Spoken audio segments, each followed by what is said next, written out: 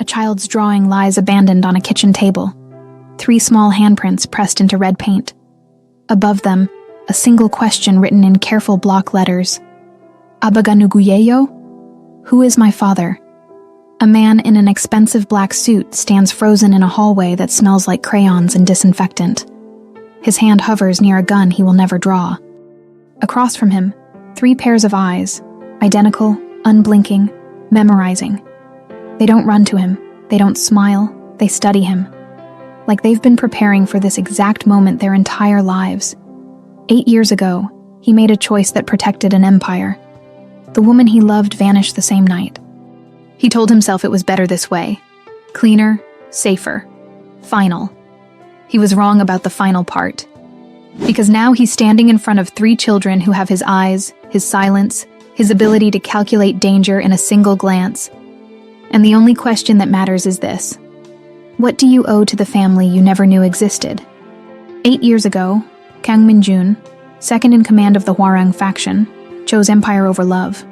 When a rival syndicate threatened to expose his relationship with Amara Okafor, a foreign national working as a translator for international operations, he was given an ultimatum by his dying mentor. Cut all ties, or watch her become leverage. He orchestrated her disappearance. Clean extraction, new identity, severance payment that would last a lifetime. He told himself she was safe. He told himself he'd saved her. He never asked what she might be carrying when she vanished. Now, in the present, Min-jun has inherited full control of the Hwarang faction. He's untouchable, methodical, and haunted by a choice he justified as mercy. During a routine inspection of a suspected money laundering front, he enters the wrong unit number in a building his organization owns. The door swings open, and there she is, Amara, still alive, still breathtaking, still looking at him like he's a ghost she's been expecting. And behind her, 3 7-year-old children, Kai, Zuri, and Nia, stand in perfect stillness. Their faces a blend of her features and his bone structure, their eyes calculating threat assessment like soldiers twice their age. They don't speak. They don't move.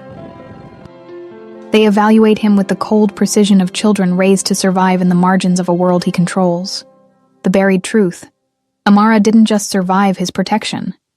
She's been hiding in plain sight within his own empire's infrastructure, raising the children he doesn't know exist, teaching them to recognize the man who might one day become either salvation or threat.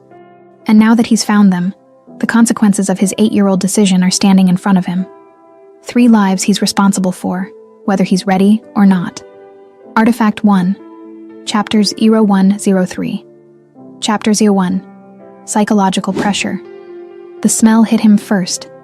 Not the sterile chemical burn of a safe house, not the leather and smoke of his usual domains, but something softer. Crayons, fabric softener, the faint sweetness of child's shampoo lingering in recycled air. Kang Min-jun stood in the doorway of Unit 447, his hand still resting on the brushed steel handle, his entire nervous system screaming at him to assess, retreat, secure. But his body had locked into a stillness so complete that even his breath had gone shallow. Because across the small, sunlit living room, past the second-hand sofa with its carefully arranged throw pillows, past the low table covered in coloring books and wooden blocks, she stood. Amara Okafor, 8 years older. Hair pulled back in a loose bun that revealed the graceful line of her neck. The same neck he used to trace with his mouth in the early hours of mornings that felt like they belonged to someone else's life. She wore a faded university sweatshirt and jeans, her feet bare against worn laminate flooring, and she was holding a dish towel like it was a shield. Her eyes, dark brown, steady, devastating, met his with no surprise at all. Like she'd been expecting this. Like she'd been preparing for this. And behind her, arranged in a perfect line on the sofa, 3 children sat in absolute silence. Triplets. Min-jun's brain cataloged the details with the mechanical efficiency of a man trained to assess threats in fractions of seconds. African features softened by East Asian bone structure. Ages approximately 6 to 8. Healthy. Well-fed. Clothes clean but inexpensive. Posture unnaturally controlled for children their age.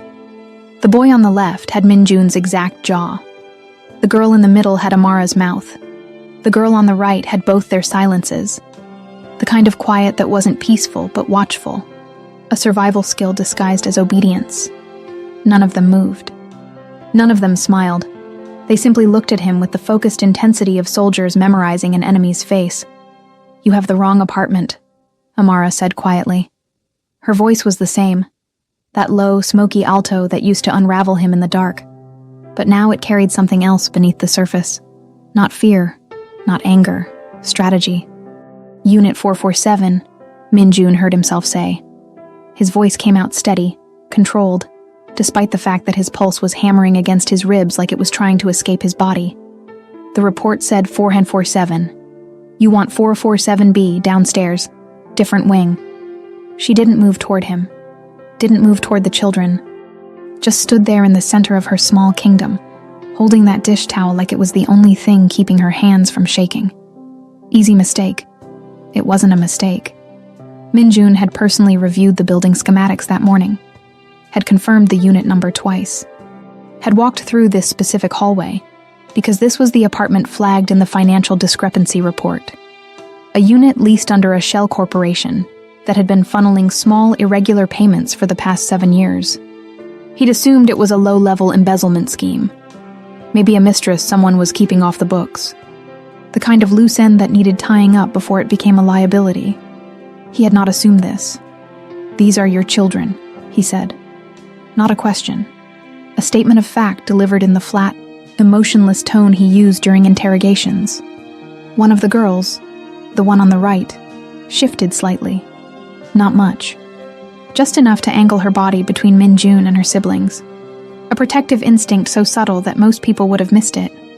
Min-jun didn't miss it. Amara's fingers tightened on the dish towel. "You need to leave." "How old are they?" "Leave, Min-jun." "How old?" The boy on the left spoke for the first time. His voice was small, careful, and carried the kind of precision that came from a child who'd learned early that words had consequences. "We're 7. We had a birthday last month. 7 years old." Min-jun did the math instantly, automatically, the way he calculated interest rates and kill ratios and the exact number of steps between cover points. 7 years, plus 9 months of pregnancy. 8 years ago. The same year he'd made Amara disappear. The same year his mentor died and left him in control of an empire built on violence and loyalty, and the kind of decisions that left no room for soft things like love. He'd put her on a plane to Accra with a new identity and enough money to start over. He'd told himself it was mercy. He'd told himself he was protecting her from the life he'd been born into, the life that devoured everything beautiful and left only the shape of it behind. He told himself a lot of things. None of them involved this. "They're not your concern," Amara said, and there was something sharp in her voice now, something that cut through the careful neutrality she'd been maintaining. "You made that choice a long time ago." Min-jun's gaze moved from the children back to her face. She looked older, yes, but not diminished, If anything, she looked stronger, like the 8 years had forged her into something harder, something that could withstand pressure without breaking. He wondered what kind of pressure she'd been under. He wondered who else knew about this. "You're living in one of my buildings," he said quietly, "using one of my accounts. You've been hiding here for 7 years. I've been surviving here for 7 years." Her chin lifted slightly, and there it was. That flash of defiance that used to drive him insane. That refusal to bend even when bending would have been smarter. "In a unit you've ignored because it was too small to matter. Payments buried in operating costs you'd never notice. I didn't ask for your protection. I didn't ask for anything. You asked for a future," Min-jun said, and his voice came out rougher than he intended. "That's what I gave you. A clean exit. A chance to build something that didn't involve men like me." Amara laughed, and it was the saddest sound he'd ever heard. "You gave me a plane ticket and a fake passport and told me to forget you existed," she said. "I was already pregnant, Min-jun. I found out 3 weeks after you put me on that plane, and I made a choice. The same choice you made. I decided they deserved a future that didn't involve you." The words landed like body blows. "I was already pregnant, 3 weeks after. I decided they deserved a future that didn't involve you." Minjun's hands curled into fists at his sides, and he felt the familiar weight of his gun pressing against his ribs beneath his jacket. Not because he intended to use it, but because it was there, solid and real. A reminder that he was still in control of something even when the entire world had just shifted beneath his feet. "Why come back?" he asked. "Why hide here of all places?" "Because you taught me something important," Amara said softly. "You taught me that the safest place to hide is right under the nose of the person you're hiding from. You're too methodical, Minjun. Too careful. You'd never think to look for me in your own empire. So I came back. I got a job as a cleaner in one of your front companies. I leased this apartment under a shell corp I knew you'd never audit. And I raised my children in the margins of your world, teaching them to be invisible, teaching them to survive, teaching them that the man who might one day find us is someone they needed to be ready for." "Ready for what?" Minjun's voice was barely above a whisper now. Amara's eyes never left his. "Ready to decide if you're a threat or a father." The silence that followed was broken only by the distant sound of traffic through the thin walls, the hum of the refrigerator in the kitchenette, the soft, controlled breathing of 3 children who were watching this entire exchange with the kind of focus that made Minjun's chest ache. They were his. Genetically, logically, undeniably his. And they were looking at him like he was a problem to be solved. Minjun had killed men for less threatening stares. But these were children. His children. And the weight of that realization was something he had no training for, no contingency plan for, no tactical response that would make this situation controllable. "I need time," he said finally. And he hated how uncertain his own voice sounded. "I need to process this." "You don't get to process this on your timeline," Amara said. And her voice had gone cold now, protective in a way that made Minjun realize exactly how much danger he was in. Not physical danger, something worse. "You get to make a choice right now, in this moment. Either you walk out that door and pretend you never saw us, or you stay and accept that everything you thought you knew about your life just became a lie." Minjun looked at the children again. The boy. He had Minjun's hands, long-fingered and careful. The girl in the middle had Amara's smile, even though she wasn't smiling now. The girl on the right had both their silences. That particular brand of quiet that came from learning early that safety meant invisibility. They were beautiful. They were terrifying. They were his. "What are their names?" he asked. Amara hesitated, and for the first time since he'd walked through that door, he saw her armor crack just slightly. Kai, Zuri, Nia, Korean and Swahili, Minjun said softly, recognizing the blend of their heritages in the names she'd chosen. "They needed to know where they came from," Amara said. "Both sides, even if one side didn't know they existed." Minjun took a step forward, and immediately all 3 children tensed. Not visibly, just a subtle shift in posture, a readiness that spoke of training, of drills, of a mother who'd taught them to assess danger the way other parents taught multiplication tables. "I'm not going to hurt you," he said, directing the words at them, not at Amara. Kai, the boy, spoke again, his voice still small but devastatingly precise. That's what dangerous people always say. Minjun felt something break inside his chest. Something he hadn't known was still capable of breaking. Because the boy was right. And because Minjun had just realized the psychological pressure he'd been carrying for 8 years, the weight of a decision he justified as mercy, as protection, as the only option available, had just been revealed as something else entirely. Abandonment. He'd abandoned her. He'd abandoned them. And now they were standing in front of him, alive and real, and watching him with eyes that demanded he justify a choice he'd made before they even existed. "I didn't know," he said, and his voice cracked on the words. "I swear to you, I didn't know."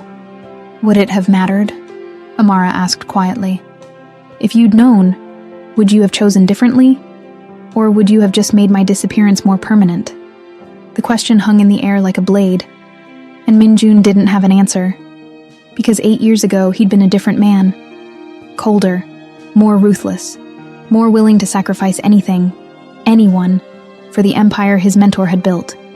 But now, standing in this small apartment that smelled like crayons and fabric softener, looking at 3 children who had his face and her strength and a future he'd never planned for, Minjun realized the true psychological pressure wasn't what he'd been carrying for 8 years. It was what he was about to carry for the rest of his life. The weight of being a father who'd missed 7 years. The weight of being a man who'd have to earn the right to be called family. The weight of knowing that every choice he made from this moment forward would be measured against the choice he'd made 8 years ago. And he had no idea if he was strong enough to bear it. Minjun didn't leave. He should have. Protocol dictated a tactical retreat. Assess the situation from a distance. Gather intelligence. Formulate a response that didn't involve emotional compromise. That's what his training demanded.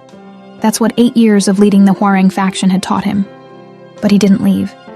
Instead, he stood in the center of Amara's small living room, his expensive Italian shoes against her worn laminate floor, his $3,000 suit feeling absurd, in a space where the furniture looked like it had been assembled from secondhand stores and careful budgeting. The power imbalance was staggering. Before you continue, if this story touched something in you, you should know this is only the beginning. The complete version includes 30 full audio stories, more than 30 hours of uninterrupted listening. No ads, no cuts, no distractions. Scan the QR code on your screen, or tap the link in the pinned comment to continue listening right now. He owned this building. He controlled the accounts that funded her rent. One phone call could have her evicted by morning. One word to the wrong person could make all 4 of them disappear so cleanly that not even dental records would surface. And she knew it. He could see it in the way she positioned herself between him and the children. The way her hand stayed within reach of the kitchen counter where a block of knives sat in plain view. The way her entire body had become a weapon disguised as maternal protection. She knew exactly how much power he held, and she was daring him to use it. "You can't stay here," Amara said, her voice steady despite the tension radiating from every muscle. "People will notice. Your people. They'll ask questions.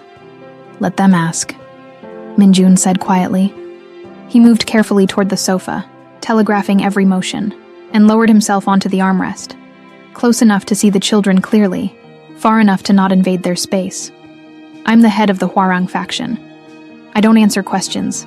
I ask them." Kai's eyes narrowed slightly. "What's a faction?"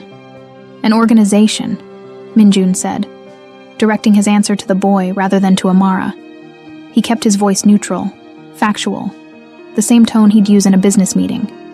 A group of people who work together toward common goals. "Like a gang?" Zuri asked, the girl in the middle. Her voice was softer than her brother's, but there was nothing soft about the way she was studying him. "Yes," Minjun said honestly. "Like a gang. Our mom said gangs hurt people," Nia added. The girl on the right, the protective one. Her hand had moved to rest on her sister's shoulder, casual but ready. "Your mother is correct," Minjun said. "Gangs do hurt people. Sometimes the people who deserve it. Sometimes the people who don't." "Which kind of people do you hurt?" Kai asked. It was a test. Minjun recognized it immediately. The same kind of test he'd administered countless times to subordinates, to rivals, to anyone whose loyalty or threat level needed measuring.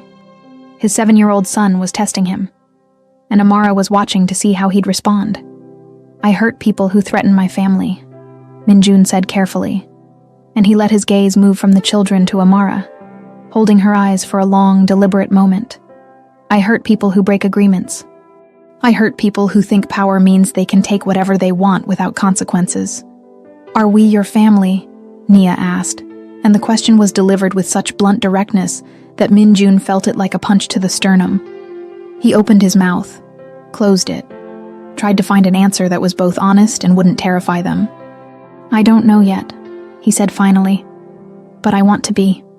"Wanting doesn't mean anything," Kai said, and there was something ancient in the boy's voice, something that spoke of lessons learned too early. "Mom says people want things all the time. What matters is what they choose." Minjun looked at Amara. "You taught them that." "I taught them the truth," she said. "I taught them that the world doesn't care about intentions. It cares about actions." "Then let me act," Minjun said.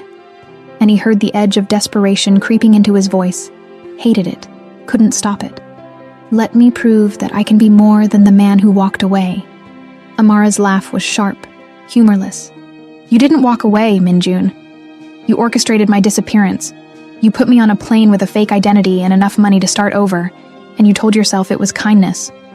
Do you know what it's like to be erased by someone who claims to love you? To have every part of your life dismantled and rebuilt by a man who decided your safety was worth more than your choice? I was protecting you, Minjun said, and even as the words left his mouth, he knew how hollow they sounded. From what? Amara's voice rose slightly, the first real crack in her composure. From your world? From the violence? I worked in your world, Minjun. I translated for your meetings. I knew exactly who you were, what you did, what the risks were, and I chose to be with you anyway. You didn't protect me. You decided I was a liability, and you removed me like you'd remove any other problem. That's not, isn't it? She took a step toward him, and he saw the full force of 8 years of anger and survival and single parenthood blazing in her eyes. You made a unilateral decision about my life, about my future, about whether I deserved to know that the man I loved was cutting me loose for his empire. You didn't give me a choice. You just decided. And now you want to walk back in here and what? Play father? Pretend like you didn't spend 7 years not knowing these children existed because you were too busy consolidating power? The children were watching this exchange with the kind of focused attention that made Minjun's skin crawl. They weren't frightened. They weren't confused. They were learning, absorbing every word, every tone, every shift in power dynamics, like they were studying a language they'd need to speak fluently to survive. You're right, Minjun said quietly, and the admission felt like swallowing glass. I made a choice that wasn't mine to make. I decided your safety was more important than your autonomy. I was wrong. Amara blinked, clearly not expecting the concession. But I'm here now, he continued, leaning forward slightly, his voice dropping into the register he used when negotiations were at their most delicate. And I'm not asking you to forgive me. I'm not asking you to trust me. I'm asking you to let me try. Let me prove that I can be the kind of man they deserve. Why? Amara demanded. Why now? Why does it matter? Because they're mine, Minjun said, and the possessiveness in his voice was raw, undeniable. Because I've spent 8 years building an empire that's supposed to mean something. And it turns out the most important thing I've ever created is sitting on this sofa, looking at me like I'm a stranger. Because I don't get second chances, Amara. Men like me don't get redemption arcs. But I'm standing here anyway, asking for one. The silence that followed was broken by Kai's small, careful voice. If you're our father, the boy said slowly, does that mean you own us? Minjun's blood went cold. No, he said immediately, and the word came out harder than he intended. No one owns you. Not me. Not anyone. But you said we're yours, Zuri pointed out, her voice carrying the same logical precision as her brother's. I meant... Minjun stopped, realizing the trap he'd walked into. These children had been raised by a woman who understood power imbalances intimately, who'd taught them to recognize the language of control disguised as care. I meant that you're my responsibility, my family, not my property. What's the difference? Nia asked. It was the most important question anyone had ever asked him. Minjun looked at Amara, saw the way she was watching him with something that might have been hope mixed with terror, and understood that his answer to this 7-year-old girl would determine everything that happened next. Property is something you control, he said carefully. Something you use for your benefit. Family is something you protect, even when it costs you, especially when it costs you. Property has value because of what it can do for you. Family has value because of who they are, regardless of what they can offer. So if we can't do anything for you, Kai said, we still have value? Yes, even if we don't want to be part of your gang. Even then, even if we hate you? Minjun's throat tightened. Even then, the 3 children looked at each other, some silent communication passing between them that Minjun couldn't decipher. Then Kai turned back to him, his small face serious. We need to talk about it, the boy said. Just us, the 4 of us. without you. It was a dismissal, delivered by a 7-year-old with the authority of someone 3 times his age, and Minjun realized, with a strange mix of pride and devastation, that his son had just exercised more autonomy in one sentence than Minjun had given Amara 8 years ago. "Of course," he said, rising from the armrest. He pulled a business card from his jacket, plain white, no name, just a phone number embossed in black. He held it out to Amara. "This is a direct line. It doesn't go through assistance or security. Just me." She took it, her fingers careful not to touch his. "What am I supposed to do with this?" "Whatever you decide," Minjun said. "Call me." "Don't call me. Throw it away. Keep it as insurance." "The choice is yours, Amara. I won't make decisions for you again." "Promises are easy," she said quietly. "Then watch me keep it," he replied. He moved toward the door, each step feeling like he was walking away from something irreplaceable, something he'd only just discovered and was already losing. His hand was on the doorknob when Nia's voice stopped him. "Are you going to come back?" He turned, looked at the girl who had her mother's defiance and his survival instincts, and made the only promise he knew he could keep. "Yes," he said, "if you'll let me." "We haven't decided yet," Kai said firmly. "I understand," Minjun said. "Take all the time you need." He left. The door clicked shut behind him, and he stood in the hallway for a long moment, his hand still resting on the handle, his entire world recalibrating around a truth he'd never prepared for. He was a father. He had 3 children who didn't know him, didn't trust him, and had every reason to reject him. And the woman he'd loved enough to destroy had built a life in the margins of his empire, teaching their children to survive in a world he controlled, but they didn't belong to. The power imbalance was absolute, and for the first time in 8 years, Kang Minjun had no idea how to fix it. 3 days passed before Amara called. Minjun had expected silence, had prepared himself for the possibility that she'd take the children and disappear again, this time beyond even his considerable reach. He'd stationed discreet surveillance on the building, not to control her, but to ensure no one else discovered what he'd found. The Hwarang faction had enemies. If word got out that he had children, 3 vulnerable points of leverage walking around in second-hand clothes and scuffed sneakers, the consequences would be catastrophic. So he waited. And when his phone finally rang at 2 a.m, displaying the number he'd given her, he answered before the second ring. "Amara, we need to talk." Her voice was steady, but he could hear traffic in the background, the ambient noise of someone outside, somewhere public. "Not at the apartment. Not anywhere you control. Name the place." "There's a 24-hour diner on the east side, Yang's. Do you know it?" He did. It was neutral territory, not quite civilian, not quite criminal. The kind of place where people who needed to have difficult conversations went because the owner had a reputation for minding his own business, and the coffee was strong enough to keep you sharp through the hardest negotiations. "I'll be there in 20 minutes, Minjun said. "Come alone," Amara said. "No security, no backup, just you." "Understood." She hung up without saying goodbye. Minjun dressed simply. Dark jeans, a black sweater, a leather jacket that concealed his shoulder holster, but didn't scream wealth or power.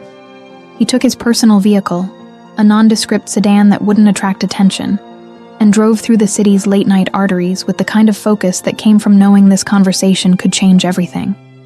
The diner was exactly as he remembered. Vinyl booths, fluorescent lighting, the smell of coffee and frying oil, and the particular brand of weariness that came from serving people at their lowest and their most honest. Amara sat in a corner booth, her back to the wall, her hands wrapped around a mug that had probably been refilled 3 times already. She looked exhausted. Minjun slid into the seat across from her, and for a moment, neither of them spoke. The only sound was the distant clatter of dishes from the kitchen, the murmur of other late-night patrons too absorbed in their own problems to notice his arrival. "They asked me questions," Amara said finally, her voice low. "About you, about what you do, about whether you're dangerous. What did you tell them?" "The truth." She met his eyes, and he saw the weight of 8 years in her gaze. "I told them you're the most dangerous man I've ever known. I told them you're capable of extraordinary violence. I told them you're also capable of extraordinary protection, but that protection comes with a price. What price? Loyalty, Amara said. Obedience. The surrender of choice in exchange for safety. That's how your world works, isn't it? You protect what's yours, but only if it stays where you put it. Minjun's jaw tightened. That's not what I want from them. Isn't it? She leaned forward slightly, and her voice dropped even lower. You walked into my home and immediately started cataloging threats. You assessed my children like they were assets. You talked about protection like it was a transaction. That's who you are, Minjun. That's what you've become. And I need to know if there's any part of the man I loved left underneath all that. There is, he said quietly. But he's buried under 8 years of choices that can't be undone. Amara's eyes glistened, but she didn't cry. She'd learned not to, Minjun realized.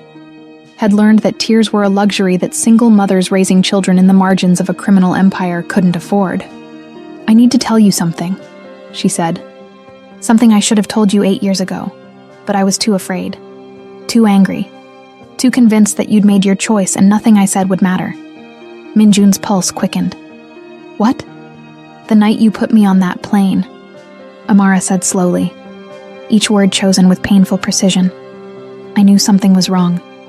Not just wrong with us, but wrong with your organization. I'd been translating for your meetings for months. I'd heard things. Fragments of conversations about loyalty tests, about purges, about your mentor's paranoia in his final days. What are you talking about? Your mentor didn't just give you an ultimatum about me, Amara said, and her voice was shaking now, the first real crack in her armor. He gave you an ultimatum about everyone you cared about. He was dying, Minjun. Dying and terrified that the faction would fracture after his death. So he forced you to prove your loyalty by cutting away every attachment that could be used against you. I wasn't the only one. Minjun's blood went cold. How do you know this? Because I heard him say it, Amara whispered. 3 weeks before you made me disappear. I was translating a meeting between your mentor and his inner circle. He said, Minjun is strong, but he's soft where it matters. He loves that African girl. He trusts his second-in-command. He's loyal to his childhood friend. All of those are vulnerabilities. If he wants to lead, he needs to prove he can cut away everything that makes him weak. The diner's ambient noise seemed to recede, leaving only the sound of Minjun's heartbeat thundering in his ears. You never told me, he said, and his voice came out hoarse. I was going to, Amara said. The night you told me to pack a bag, I was going to tell you everything, but you didn't let me speak. You just took control, made decisions, told me it was for my own good. And I realized that even if I told you what I'd heard, you'd already chosen. You'd already decided that your loyalty to him was worth more than your loyalty to me. That's not, isn't it? Amara's voice cracked. You made me disappear, Minjun. And then you made your second-in-command disappear. And then you made your childhood friend disappear. 3 people who loved you, erased in the span of 6 months, all because a dying man told you that love was weakness. Minjun's hands curled into fists on the table. He wanted to deny it. Wanted to tell her she was wrong, that she didn't understand the pressures he'd been under, the impossible choices he'd faced. But she was right. Park Ji-hoon, his second-in-command, reassigned to a distant operation and killed in a random attack 3 months after Amara left. Lee Sung-min, his childhood friend, arrested on fabricated charges and disappeared into a black site shortly after. 3 people he'd loved, sacrificed to prove he was capable of leading without sentiment. And he'd told himself it was necessary. He'd told himself it was survival. He'd told himself that empires were built on hard choices, and that the men who hesitated were the men who died. I didn't know you heard that conversation, Minjun said finally, his voice barely audible. Would it have mattered? Amara asked. If I'd told you, would you have chosen differently? The question hung between them like a blade. And Minjun didn't have an answer. Because 8 years ago, he'd been so consumed by the need to prove himself worthy of his mentor's legacy that he would have sacrificed anything, including the woman he loved, including the people who'd stood by him, including he realized with a sick twist in his gut. The children he hadn't known existed. The triplets, he said suddenly, the pieces clicking into place. You came back here because you needed protection. You couldn't go to Accra. You were pregnant, alone, with no support system. So you came back to the one place you knew I'd never think to look. I came back because I had no other choice, Amara said. The money you gave me lasted 6 months. After that, I had 3 infants and no legal identity that would hold up to scrutiny. I couldn't work legitimate jobs. I couldn't access social services. So I did what you taught me to do. I found the cracks in the system, and I survived in them. You've been here for 7 years, Minjun said, and the full weight of it hit him like a physical blow. Raising them alone, in my building, using my resources, and I never knew. That was the point, Amara said. I made myself invisible. I taught them to be invisible. Because I knew that if you ever found us, I'd have to make an impossible choice. Trust that you'd become someone different. Or run before you decided we were a liability. I would never... Wouldn't you? Amara's voice went sharp. You erased 3 people you loved to prove your loyalty to a dead man. What makes you think I'm different? What makes you think they're different? Because they're my children, Minjun said, and his voice came out raw, desperate. Because they're the only thing I've ever created that isn't built on violence and fear. They're built on abandonment, Amara said quietly. They're built on a choice you made to prioritize power over love. And now you want to walk back into their lives and what? Fix it? Make it better? Minjun, you can't fix this. You can only decide what kind of father you're going to be from this moment forward. Then let me decide, he said. Let me try. I already am, Amara said, and she pulled something from her pocket, a folded piece of paper, worn from handling. She slid it across the table. They wrote you a letter. Together. It took them 3 days to agree on what to say. Minjun's hands shook as he unfolded the paper. The handwriting was careful, precise. 3 distinct styles blended together in alternating lines. Dear Father, we don't know you. You don't know us. Mom says that's because you made a choice before we existed. She says you're dangerous. She says you're powerful. She says you might try to control us because that's what powerful people do. We talked about it, the 3 of us, and we decided we want to meet you, but not as your property, not as your weakness, not as something you have to protect because it's yours. We want to meet you as people, as kids who have a father they've never met. If you want to be our father, you have to choose us, not because we belong to you, not because we're your responsibility, but because you want to know who we are, and you have to let us choose too. If we decide you're not safe, we get to leave. If we decide you're not good, we get to say no. If we decide we don't want to be part of your world, you have to let us go. That's our rule. Do you agree? Kai, Zuri, and Nia Minjun read the letter 3 times, each word cutting deeper than the last.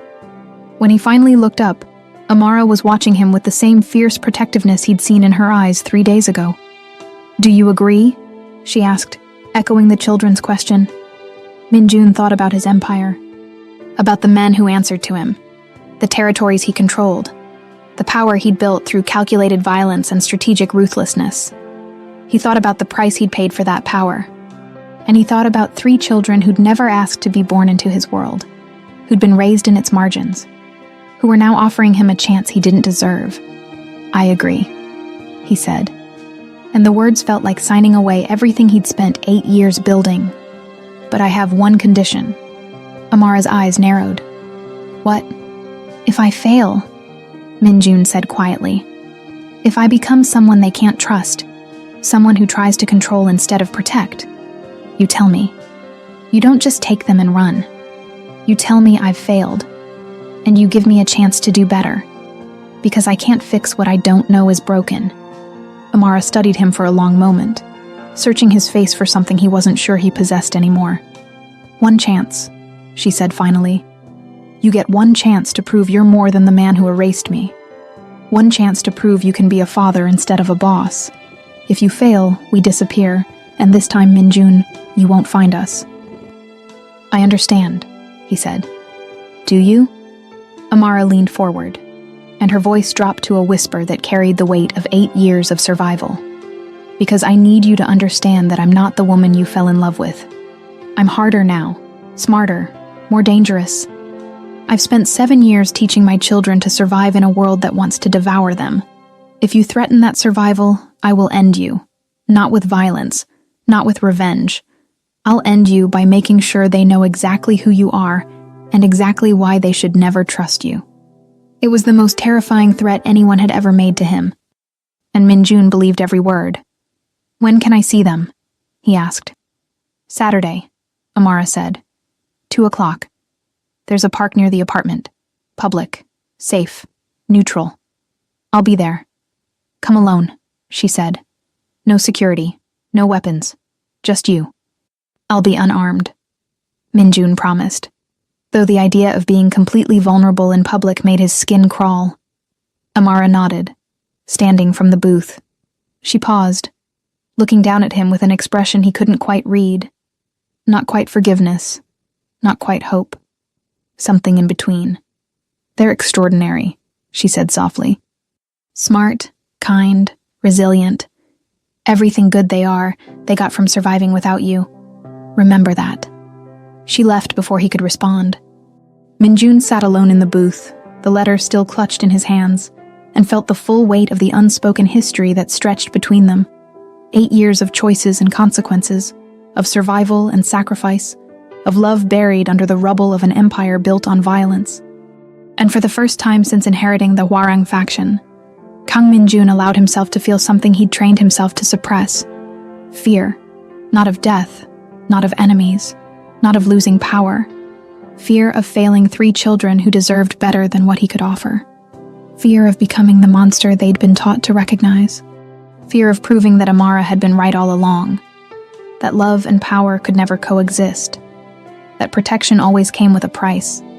That the man he'd become was incapable of being the father they deserved. He folded the letter carefully, placed it in his jacket pocket, and walked out into the night. Saturday was 3 days away. 3 days to figure out how to be someone he'd never been. 3 days to prepare for a meeting that would determine if he deserved a second chance. 3 days to become a father. Saturday arrived wrapped in cold sunlight and thin clouds. Minjun stood at the edge of the park at exactly 1:55 p.m., unarmed as promised, feeling more exposed than he had in years. No security detail watching from adjacent buildings. No backup vehicle idling nearby. No earpiece connecting him to a tactical team ready to extract him at the first sign of trouble. Just him, a leather jacket over a simple sweater, and the weight of a choice that would determine everything. The park was modest. A small green space wedged between residential buildings, equipped with a playground that had seen better days, and a scattering of benches where elderly locals fed pigeons, and young mothers watched toddlers navigate the world with unsteady steps. He saw them before they saw him. Amara sat on a bench near the swings, her posture relaxed but watchful. The triplets were at the playground. Kai testing the structural integrity of the monkey bars with careful precision, Zuri and Nia engaged in some elaborate game involving the slide and a complex set of rules only they understood. They looked normal. Like any other children on a Saturday afternoon, their laughter carrying across the cold air, their movements free and unguarded in a way that made Minjun's chest ache. This was what he'd taken from them by not being present. Not wealth or protection or legacy, but normalcy. The simple gift of childhood, unburdened by the knowledge that their father was a man. People feared. Amara noticed him first. She didn't wave, didn't signal, just met his eyes with a slight nod that said, "You came and don't mess this up in equal measure." Minjun walked toward the bench, his steps measured, his hands visible at his sides. Non-threatening, approachable. Everything his usual body language wasn't. "You're early," Amara said as he approached. "I wanted to make sure the area was safe," Minjun admitted. "It is," Amara said. "I've been bringing them here for 3 years. The locals know us. No one pays attention."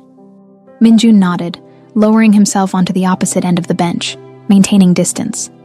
From this angle, he could watch the children without staring. could observe the way they moved through space with the kind of awareness that came from being raised by a mother who understood danger. "Have you told them I'm here?" he asked quietly. "They know," Amara said. "They asked me to let them finish their game first. They want to approach you on their terms." Of course they did. These were children who'd been taught that autonomy mattered, that their choices had weight, that even in the presence of power they had the right to set boundaries. So Minjun waited. He watched Kai demonstrate something to his sisters, some technique for dismounting the monkey bars that involved momentum and precise timing. Watched Zuri attempt it with careful focus, stumbling slightly, but recovering with the kind of determination that reminded him painfully of Amara. Watched Nia stand guard, her attention splitting between her siblings and the rest of the playground, always assessing, always protecting. "They take care of each other," Minjun observed. "They have to," Amara said. "I'm one person. I can't be everywhere.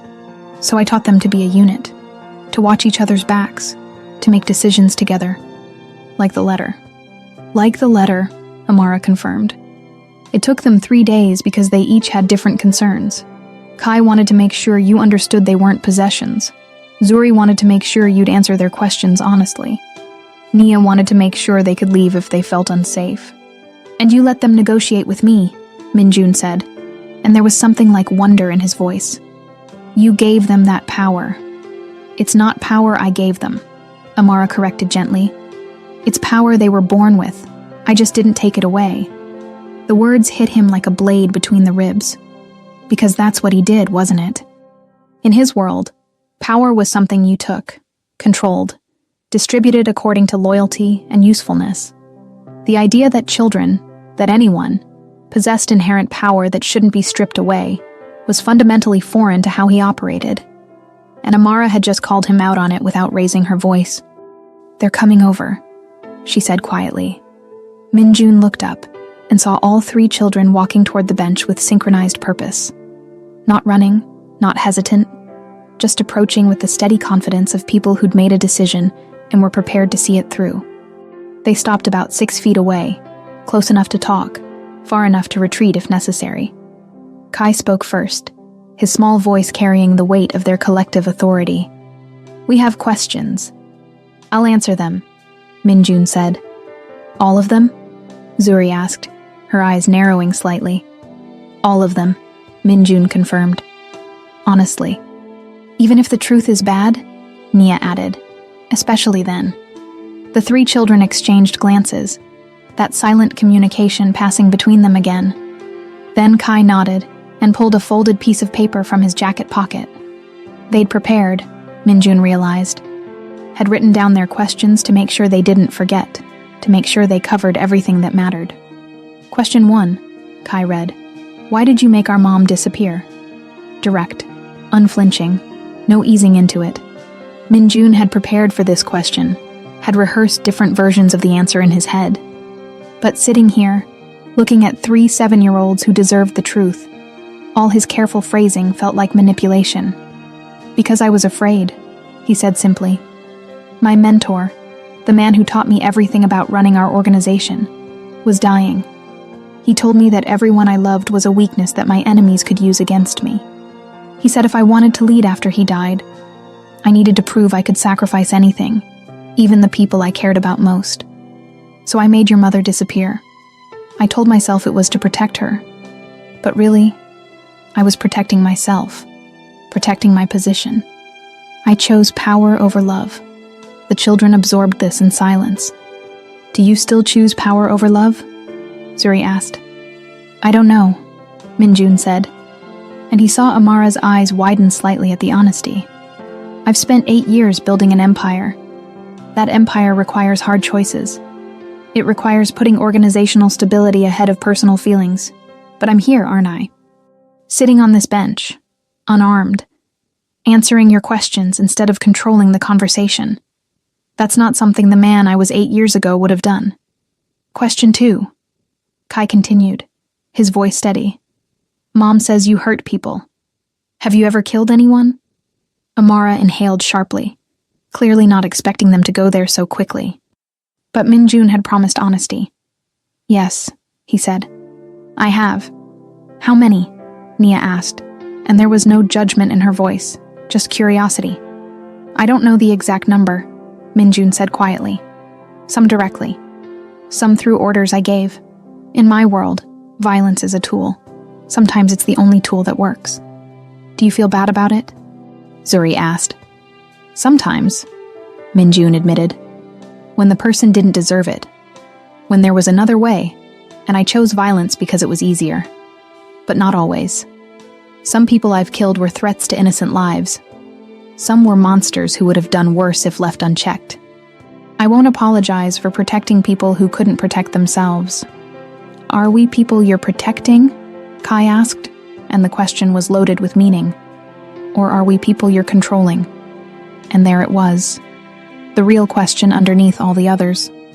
The question that would determine if this fragile connection survived or shattered. I don't know yet, Minjun said, and he felt Amara tense beside him. I want to protect you. I want to keep you safe from a world that would use you against me or hurt you to hurt me. But protection can become control if I'm not careful. If I start making decisions for you instead of with you. If I start treating you like assets instead of people. So I need you to help me understand the difference. How? Nia asked, her protective instincts clearly on high alert.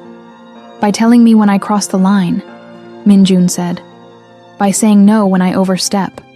By treating me like someone who has to earn your trust instead of someone who automatically deserves it because of biology. The children looked at each other again, and this time their silent conversation lasted longer. Finally, Zuri stepped forward slightly, her voice softer than her siblings. Question 3, she said. If we let you be our father, what changes? It was the question Minjun had been dreading. Because the honest answer was everything changes. You'll have access to resources you don't have now, he said carefully. Better schools, better healthcare, financial security, protection from threats you don't even know exist yet. But those things come with visibility. People will know you're connected to me. That makes you targets. It also makes you powerful by association, whether you want that power or not. We don't want it, Kai said immediately. I understand, Minjun said. But the world doesn't care what you want. The moment people know you're my children, you'll be treated differently. Some will try to use you, some will try to hurt you. Some will try to befriend you to get close to me. Your lives will never be simple again. They're not simple now, Nia pointed out. Mom works 3 jobs. We share 1 bedroom. We have to be careful about who knows we exist. That's true, Minjun acknowledged. But that's invisible hardship. What I'm offering is visible privilege with invisible danger.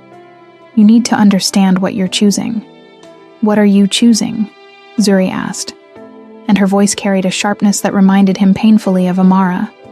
You keep talking about what we're risking. What are you risking? It was the smartest question anyone had asked him in years. Everything, Minjun said quietly. If I acknowledge you publicly, my enemies will target you. If I keep you secret, I'm repeating the same pattern that led to this situation. Either way, I'm risking the empire I've built. Because the men who work for me don't understand sentiment. They don't understand putting children ahead of organizational security. If they see me making choices based on love instead of strategy, some of them will see that as weakness. And weakness in my world gets you killed. So we're a liability, Kai said flatly. No, Minjun said, and his voice came out harder than intended. You're a choice. The most important choice I'll ever make. And I'm choosing you, even though it might cost me everything I've spent 8 years building. The silence that followed was broken by the distant sound of other children playing. The rustle of wind through bare trees, the muted sounds of the city beyond the park's boundaries. Then Nia did something unexpected. She walked forward, closing the distance between them, and stopped directly in front of Minjun. Her eyes, so much like his own, studied his face with the kind of intensity that made him feel like she could see straight through every defense he'd ever built. If you had to choose, she said quietly, between saving us and saving your empire, which would you choose? It was a test. The kind of test that had no right answer, only honest ones and dishonest ones. Minjun met her gaze and spoke the truth that terrified him. You, he said, Every time, without hesitation. Even if it meant you lost everything? Nia pressed. Even then. How do we know you mean it? Kai asked from behind his sister. You don't, Minjun said simply. Not yet, but I'm asking for the chance to prove it. The three children looked at each other one more time, and Minjun saw the exact moment they reached consensus. Kai nodded slightly. Zuri's shoulders relaxed a fraction, and Nia took one more step forward, close enough now that Minjun could have reached out and touched her. Okay, she said.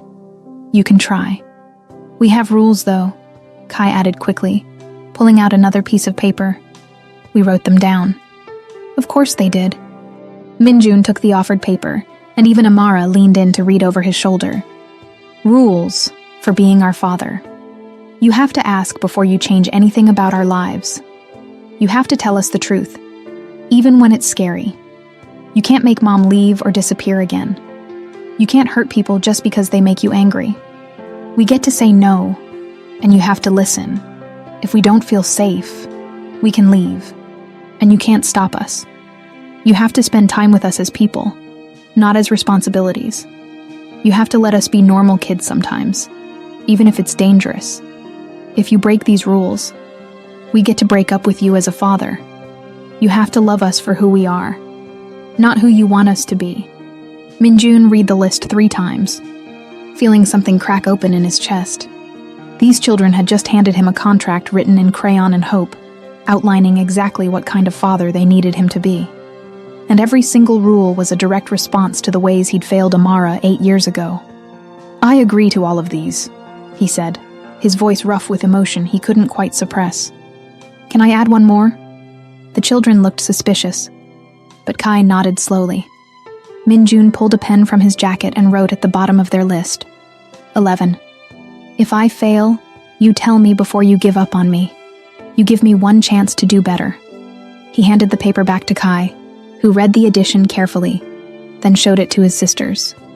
That's fair, Zuri said finally. Okay, Kai agreed. Nia nodded, and then, in a gesture that nearly destroyed Minjun's composure entirely, she held out her small hand for a formal handshake. Deal? She asked. Minjun took her hand carefully, mindful of how small it was, how fragile, how much trust she was offering in this simple gesture. Deal, he said. And for the first time in 8 years, Kang Minjun allowed himself to believe that maybe, just maybe, he could become someone worthy of the faith these 3 extraordinary children were placing in him. The first 2 months were harder than any negotiation Minjun had ever conducted. He met with the children twice a week, Wednesdays after school and Saturday afternoons. Always in public, always unarmed, always on their terms. They asked him everything. Why he lived alone, whether he had other family, what his childhood was like, how many people worked for him, whether he'd ever been in love before their mother, what he was afraid of, what made him angry, what made him happy. And Minjun answered honestly, even when the honesty revealed parts of himself he'd spent years hiding. He learned things too. Kai loved mathematics and logic puzzles, approaching problems with a systematic precision that reminded Minjun of himself at that age. But unlike Minjun, who'd learned to weaponize logic, Kai used it to build things, elaborate structures with blocks, complex games with rules that evolved organically, solutions to problems that helped rather than harmed. Zuri was an artist.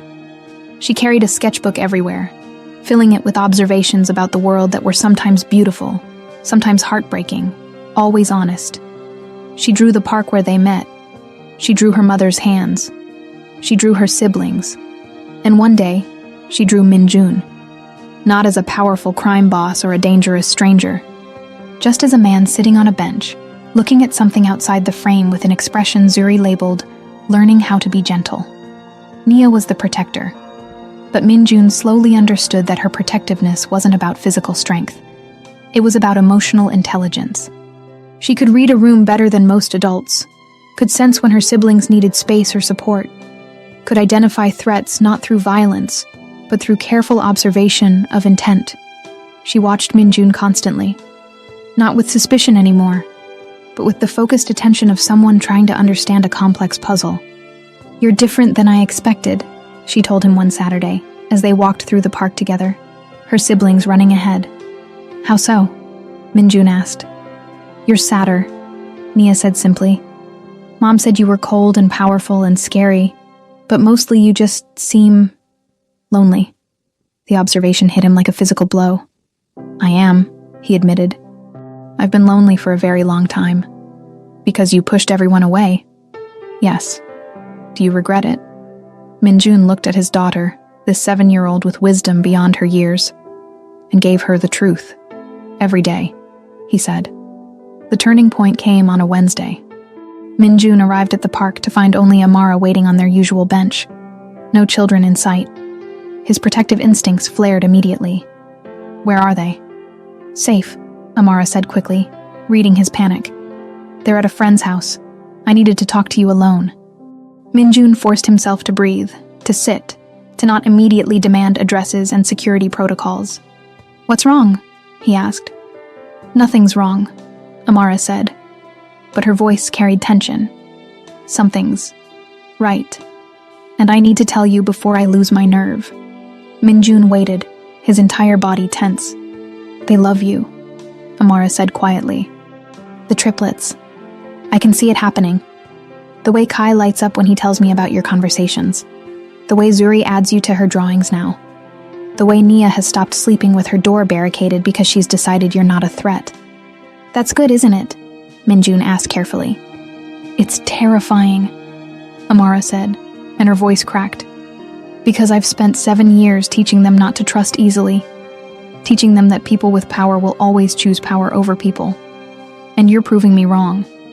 You're showing up. You're listening. You're becoming someone they can rely on. And if you revert, if you become the man who erased me 8 years ago, it won't just hurt them. It'll destroy them." "I won't," Minjun said. "You can't promise that," Amara said, and there were tears in her eyes now. "You can't promise that some crisis won't force you to choose between them and your empire. You can't promise that your enemies won't find out and use them as leverage. You can't promise that the man you've been for the past 8 years won't resurface the moment things get difficult." "You're right," Minjun said. "I can't promise any of that. But I can promise this.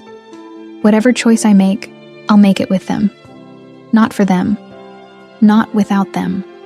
With them. Because that's what you've taught me. That's what they've taught me. That autonomy matters more than protection." Amara stared at him, and Minjun saw the exact moment she understood what he was really saying. "I'm dismantling parts of my organization," he said quietly. "The parts that require absolute control. The parts that treat people as assets. I'm restructuring towards something that allows for softness, for family, for choices that don't always serve the Empire's interests." "That's suicide in your world," Amara whispered. "Probably," Minjun agreed. "I've already had 3 senior lieutenants challenge my leadership. I've had to make examples of people who thought my newfound weakness was an opportunity. It's been brutal." "Then why?" "Because they drew me a list of rules," Minjun said, and he pulled the worn paper from his jacket pocket. He'd been carrying it with him every day, a reminder of what he was fighting for. "Rule number 10. You have to love us for who we are, not who you want us to be.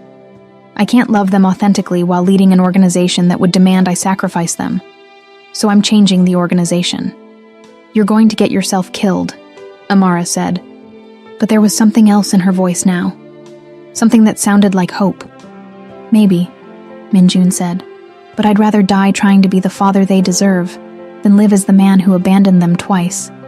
Amara was quiet for a long moment, her hands twisted in her lap.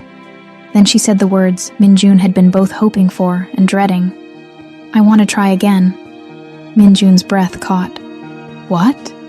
Not romantically," Amara clarified quickly.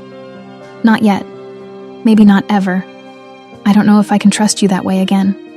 But I want to try co-parenting. Actually co-parenting. Not just supervised visits in public parks. I want you in their lives for real. School pickups and homework help and bedtime stories and all the boring, mundane, beautiful parts of raising children. Yes, Minjun said immediately. Whatever you need, whatever they need. There are conditions, Amara said, and her voice steadied. You don't get to make unilateral decisions about their lives. We discuss everything. School choices, medical decisions, who they're allowed to spend time with. All of it gets discussed and agreed upon together. Agreed. You don't get to use your resources to override my authority. Just because you can afford the best private school doesn't mean that's automatically where they go. We make decisions based on what's best for them, not what's most expensive or most prestigious. Understood. And if I ever feel like you're slipping back into control instead of partnership, I will take them and disappear. And this time, Minjun, I won't come back. I know, Minjun said quietly, and I accept that. I accept that I'm on probation for the rest of my life, that I'll have to earn their trust every single day, that one mistake could cost me everything that matters. Amara looked at him, really looked at him, searching his face for deception or manipulation, or any sign that this was another calculated move. Whatever she saw must have satisfied her, because she nodded slowly. Okay, she said. We'll try. 6 months later, Minjun stood in the doorway of a modest apartment, bigger than Amara's old place, in a safer neighborhood, but still nowhere near the luxury he could have provided if she'd let him. She hadn't. They'd agreed on this place together, close to a good public school, near the park where they'd first reconnected. Affordable enough that Amara could contribute to the rent from her own income, maintaining her independence. Inside, he could hear the sounds of ordinary family chaos. Kai explaining some mathematical concept to Zuri, who was only half listening while she sketched. Nia negotiating bedtime with Amara, deploying the same tactical precision Minjun recognized from his own negotiations. The smell of dinner, something Amara had cooked, something that made the whole space feel like home. Are you coming in or just standing there? Amara called from the kitchen. Minjun smiled and stepped inside, closing the door behind him. This was what he'd sacrificed his empire for. Not this specific apartment or this specific moment, but the possibility of moments like this. The chance to be present. The opportunity to know his children not as abstract concepts or symbols of failure, but as real people with complex inner lives and terrible jokes and an endless capacity to surprise him. He'd lost 3 senior members of his organization to internal power struggles, had been forced to execute 2 attempted coups, had restructured his entire operational philosophy to allow for the kind of vulnerability that would have gotten him killed years ago. And it was worth it. Every brutal fight, every sleepless night wondering if he'd survive long enough to see the triplets grow up. Every moment of doubt about whether he was strong enough to be both a leader and a father. Worth it. Dad, Zuri's voice called from the living room. Can you help me with this perspective drawing? Dad. She'd started calling him that 3 months ago. Casual, natural, like it was the most obvious thing in the world. Minjun had cried in his car for 20 minutes after hearing it the first time. If you stayed until the end, it's because this story stayed with you. What you heard here is just a fragment. The full experience lives in 30 complete audio stories, carefully told with every emotion, every secret, and every moment that couldn't be shared on YouTube. There are no ads, no interruptions, and you can listen anytime, anywhere, in total privacy. Scan the QR code on your screen now, or tap the link in the pinned comment, and discover what was never said.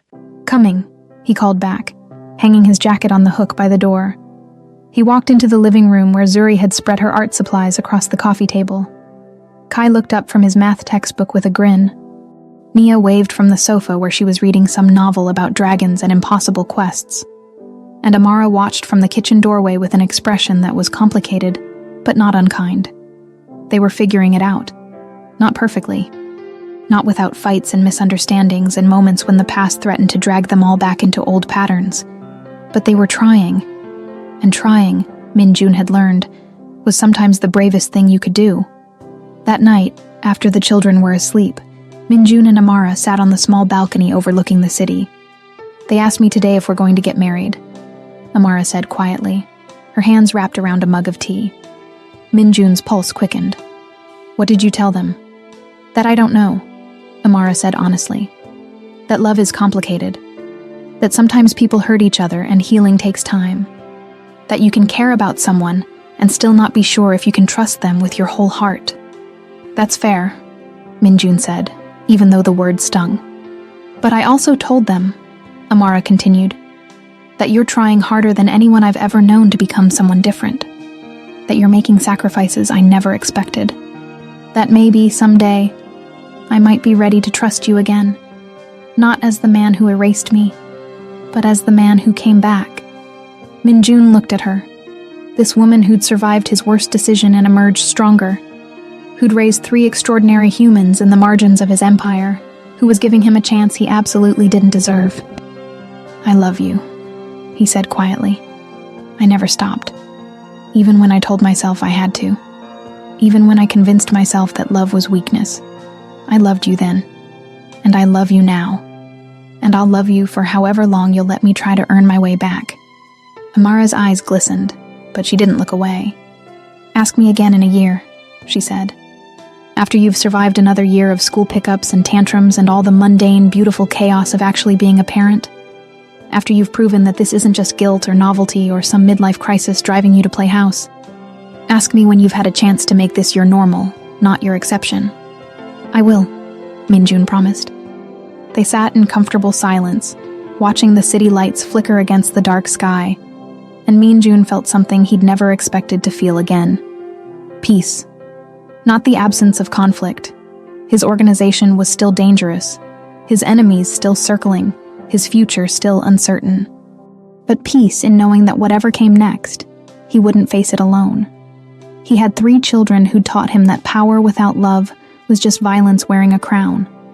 He had a woman who'd shown him that true strength was surviving what should have destroyed you, and choosing to build something beautiful from the ruins.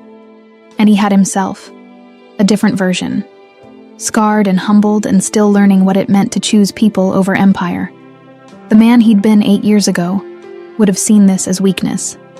The man he was becoming understood it was the only kind of strength that mattered, and that was enough. Minjun was in his office when the phone rang. Unknown number. He answered instinctively, already calculating threats, already preparing responses.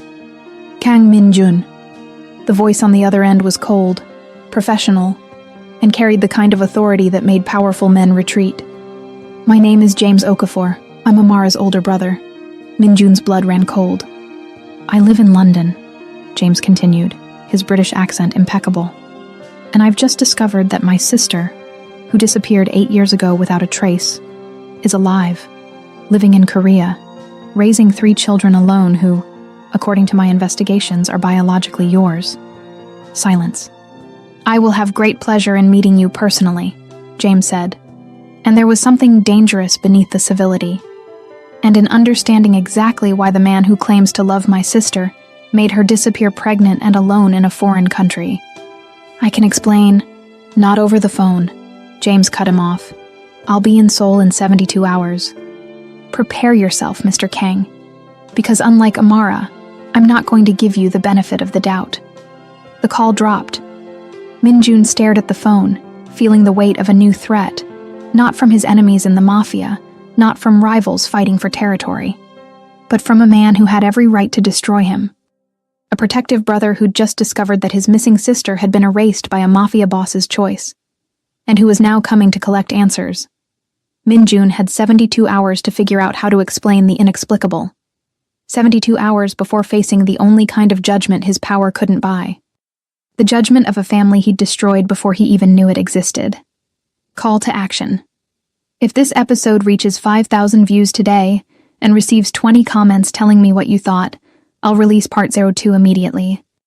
In Part 02, the devastating arrival of James Okafor, the secrets Amara hid about her family, the truth about why she never went back home, Minjun facing a man who isn't intimidated by power or threats, and a revelation that will change everything we thought we knew about Amara's past. Leave in the comments. Which of the triplets is your favorite? Do you think Minjun deserves a second chance? What do you think James will do when he discovers the whole truth? 5K views. Plus 20 comments. Part 02 released.